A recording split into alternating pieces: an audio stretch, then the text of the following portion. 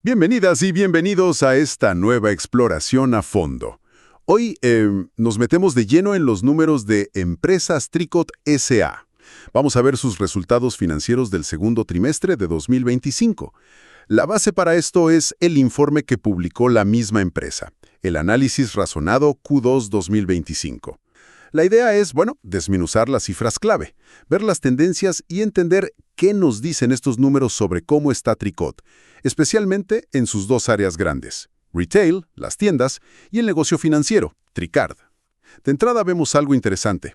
Los ingresos totales suben, lo que suena bien, pero la rentabilidad del trimestre muestra otra cosa. Hay contrastes. Definitivamente hay bastante para conversar. Arranquemos. Primero, los ingresos consolidados del grupo. Crecieron un 9,6% si comparamos con el mismo trimestre del año pasado. Llegaron a 68.143 millones de pesos chilenos. Esto, sigue la buena racha del primer trimestre. Exacto. Y es importante ver de dónde viene ese crecimiento, ¿no? El segmento retail, que sigue siendo el motor principal, el 73% de los ingresos, aportó casi 50.000 millones, creció un 8,3%. No está mal. No está mal, pero... Pero fíjate, el segmento financiero, aunque es más chico en volumen total, tuvo un impulso bastante más fuerte. Creció un 13,6%, hasta los 18.199 millones. Ya desde acá vemos como dos velocidades, ¿no? Sí, totalmente.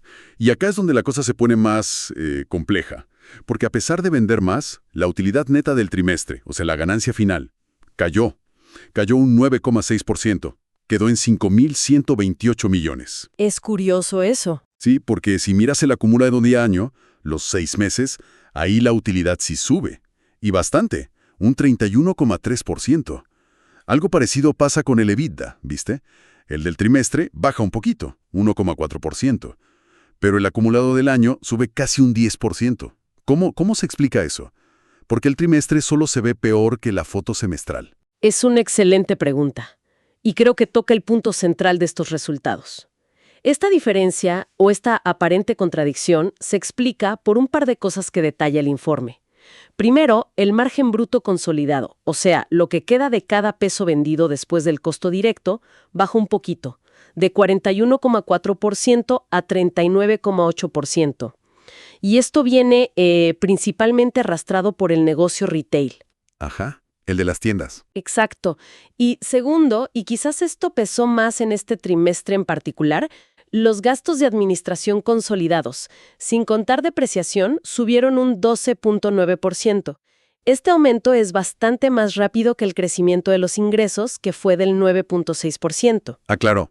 En simple, vendieron más, sí, pero los costos para operar y administrar el negocio crecieron todavía más rápido en estos 3 meses. Y eso, pues, aprieta la última línea, la de la ganancia. Entendido. Entonces metamos la lupa en el segmento retail, que parece ser la fuente de esa presión en los márgenes. Como decíamos, los ingresos subieron 8,3%, casi 50.000 millones. Un dato que el informe destaca como bueno es el crecimiento de las ventas en tiendas comparables, las SSS. Crecieron 7,5%. Esto sugiere que las tiendas que ya estaban abiertas siguen andando bien, ¿o no? Sí, el indicador SSS siempre es una buena señal de salud orgánica, digamos. Sin embargo, el informe es bastante directo sobre los problemas que enfrentó retail este trimestre.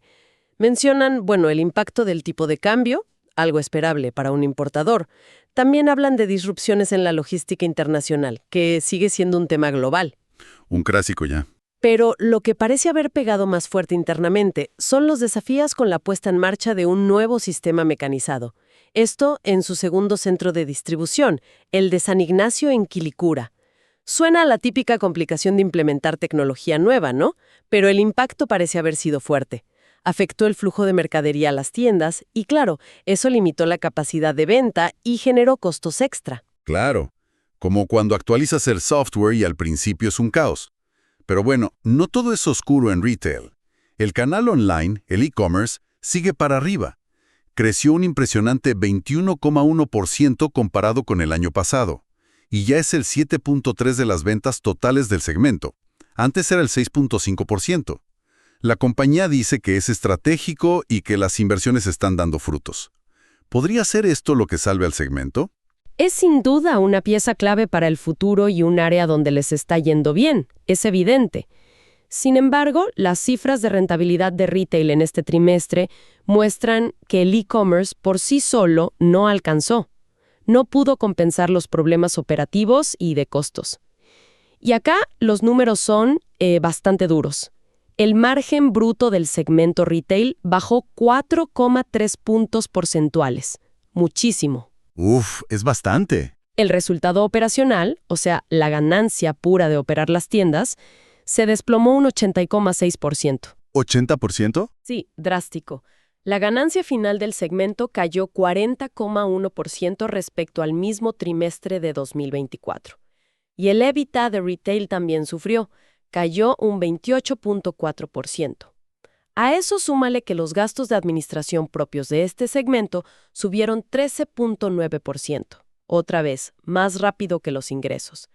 La implementación del nuevo centro logístico, aunque sea necesaria a futuro, parece que les está pasando factura ahora. Y esa factura se ve también en el inventario, ¿no?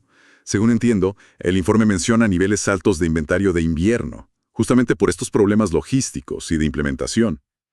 Hablan de un desfase en la evacuación de mercadería, o sea, problemas para sacar la ropa del centro de distribución a tiempo. Exacto. Y esto impactó el margen comercial, que es la diferencia entre a cuánto venden y a cuánto compraron la ropa. Bajó del 51,5% al 49,8%. O sea, básicamente, o no vendieron todo lo que querían al precio full, o tuvieron que hacer más descuentos. ¿Es así? Es una interpretación bastante acertada de lo que sugieren las cifras y el comentario del informe. Sí. Los problemas logísticos parecen haber creado un cuello de botella, y eso afectó tanto la disponibilidad en tienda como, probablemente, la necesidad de liquidar stock acumulado, presionando los márgenes. De acuerdo. Un panorama complicado para retail. Pero, del otro lado de la moneda, ¿qué pasó en el segmento financiero, con Tricard?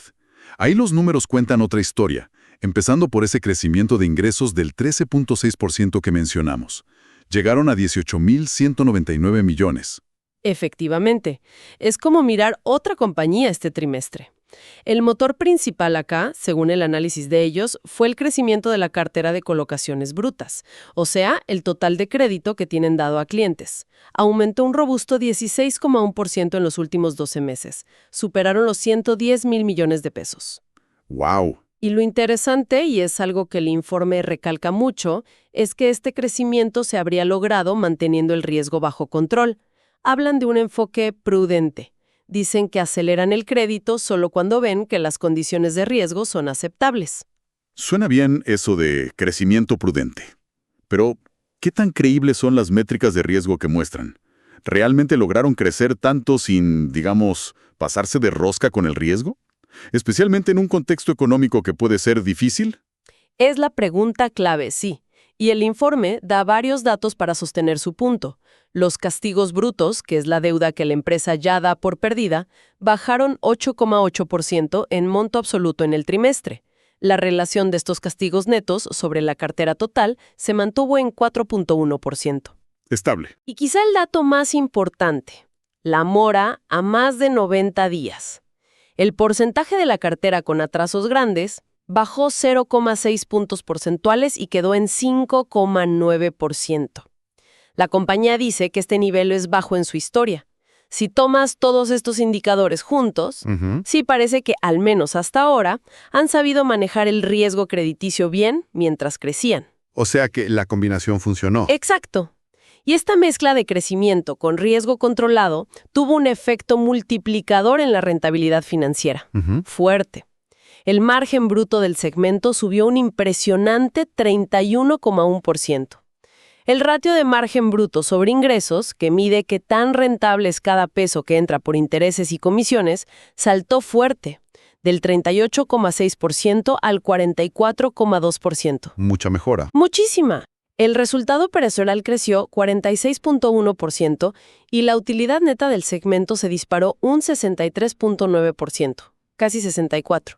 Llegó a 2,730 millones de pesos. El EBITDA financiero, en línea con esto, subió muy fuerte también, 46,8%. La diferencia con cómo le fue a retail en el mismo trimestre es abismal. Es realmente notable la diferencia, sí.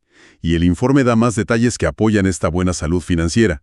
Los clientes activos subieron 8.2%, superando los 455,000. Las nuevas colocaciones del trimestre crecieron 18.3%, impulsadas sobre todo por el uso de la tarjeta en comercios asociados, que subió más de 20%. Y también los avances en efectivo, que crecieron casi 23%. O sea, la gente está usando más la tarjeta y pidiendo más avances. Parece que sí. Incluso la deuda promedio por cliente subió 7.3% nominal. También bajó la tasa de riesgo medida como provisiones sobre cartera al 19.2%. Disminuyó el peso de la cartera renegociada y mejoró la tasa de recaudación al 24.7%. O sea, están cobrando mejor lo que les deben cada mes. Parece una máquina bien aceitada, ¿no? Ciertamente los números del segmento financiero son muy sólidos en este reporte. Muestran crecimiento en volumen, eficiencia en costos y control del riesgo. Es como el combo ideal para un negocio de crédito. Bueno, más allá de los números de cada segmento, el informe también menciona otros hechos relevantes. Está la famosa puesta en marcha del sistema mecanizado en San Ignacio, aunque aclaran que sigue en marcha blanca, en ajustes. El objetivo, dicen, es duplicar la capacidad logística para las tiendas. Qué buena falta les hace, por lo que vimos en los números de retail. Exacto. También están habilitando nuevas oficinas centrales para todo el negocio financiero. En el edificio Eurocentro en Santiago, buscan centralizar TriCard, Triad y la corredora de seguros para ser más eficientes. Y, en lo laboral, firmaron un nuevo contrato colectivo con uno de sus sindicatos por 3 años. Eso da cierta estabilidad por ahí. Pasando al balance general consolidado, la foto al cierre de junio es de estabilidad si la comparas con fines de 2024. Los indicadores de liquidez, o sea, la capacidad de parar deudas de corto plazo, se ven bien. La razón corriente en 1.8 y la ácida, que es más estricta porque saca inventarios, en 1.4. Son números saludables. ¿Y el endeudamiento? A mí me parece controlado. El leverage total, que es pasivo sobre patrimonio, se mantuvo en 1.4 veces y el leverage neto, ajustado por caja, en 1.1 veces. Sí hay un pequeño aumento en el ratio deuda financiera neta sobre EBITDA de los últimos 12 meses. Subió de 0.4 a 0.6 veces, pero sigue siendo un nivel bajo. Ok. Un punto que sí necesita atención es la cobertura de gastos financieros. Bajó de 6.5 a 5.3 veces. Esto significa que la capacidad de las ganancias operativas, del EBITDA, para cubrir los pagos de intereses se redujo un poco. ¿Por qué? Porque los costos financieros han subido más rápido que el EBITDA últimamente. Es algo a monitorear. Y consistente con los problemas en retail, la permanencia de inventarios aumentó a 126 días. Tienen más stock parado. Claro, tiene sentido. Y como era de esperar, dado que la utilidad trimestral consolidada bajó, los indicadores generales de rentabilidad también se resintieron un poquito comparados con el año pasado. El ROE trimestral, el retorno sobre patrimonio, fue de 3.6% contra 4.2% del Q2 2024. Y el ROA, retorno sobre activos, fue de 1.5% versus 1.7%. Bajas leves, pero bajas al fin. Reflejan esa presión en la utilidad trimestral, sí. Y finalmente, para cerrar el panorama que pinta el informe, enumeran los riesgos que la administración dice estar monitoreando. Están los típicos de mercado: tipo de cambio, tasas de interés, inflación, el riesgo de liquidez, muy importante para ellos, el riesgo de crédito, que los clientes de la tarjeta no paguen. Fundamental en ese negocio. Y también señalan riesgos regulatorios. Mencionan específicamente proyectos de ley en Chile, sobre registro de deudores, gratificaciones laborales, protección al consumidor, cobranza extrajudicial, temas que podrían afectarles. Y, por supuesto, el riesgo de seguridad de la información. Un panorama de riesgos bastante estándar para una empresa de este tipo, pero que siempre hay que tener presente. Bien, hagamos entonces una recapitulación de este análisis a fondo de Tricot Q2 2025. Lo que vemos es una compañía con dos caras bien distintas ahora mismo. Por un lado, ingresos totales que crecen, impulsados por ambos negocios, retail y financiero. Pero bajo esa superficie, una diferencia muy marcada en rentabilidad. Totalmente. El brazo financiero, Tricard, está mostrando una fortaleza notable.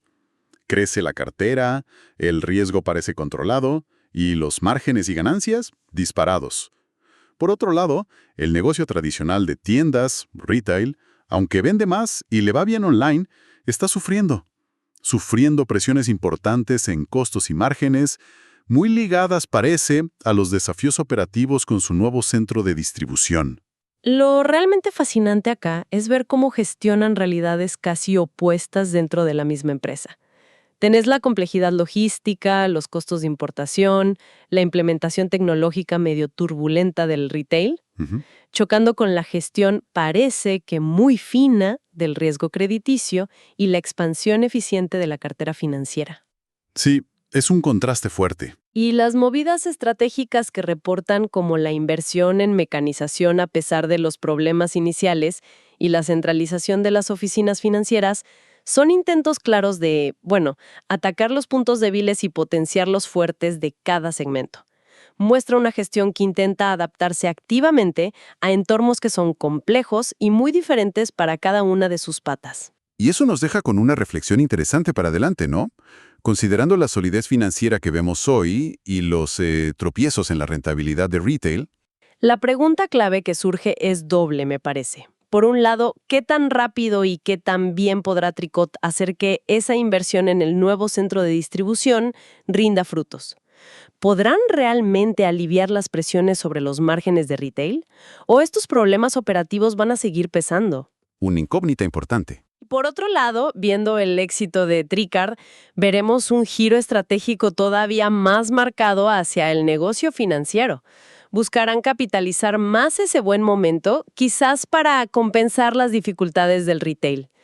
La balanza entre estos dos motores va a ser, sin duda, lo más interesante para seguir de cerca en los próximos trimestres.